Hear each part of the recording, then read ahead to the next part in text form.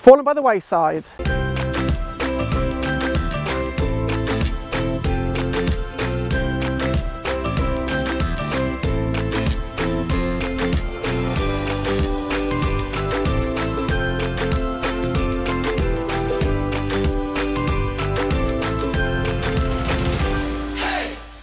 Hi, I'm Ian Roofe and welcome to Get Gardening, and we're here back at the gardens at East Ruston, and for this short video we're under the shade of the mulberry tree because the heavens have opened, but we're going to be out in the apple walk looking at what to do with windfall apples. And since Storm Aileen has ravaged the UK for one night, not as bad as you see in other places, but she still had her effects, there are lots of apples which have fallen to the ground off your laden trees.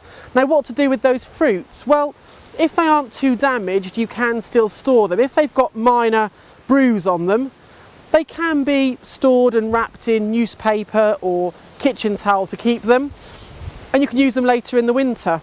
If they've got marks on like this, they've got wounds, they are open or they are cracked, then you can just leave them for the birds. In the apple walk here at the gardens, we leave pretty much 75% of the apples that aren't picked by visitors or staff. They're left to fall to the ground, and the birds absolutely love them, and they will sit there for quite some time through into the winter months, even getting the frost and the rain on them, and the birds will still have them. The blackbirds in particular absolutely love apples when they're fallen.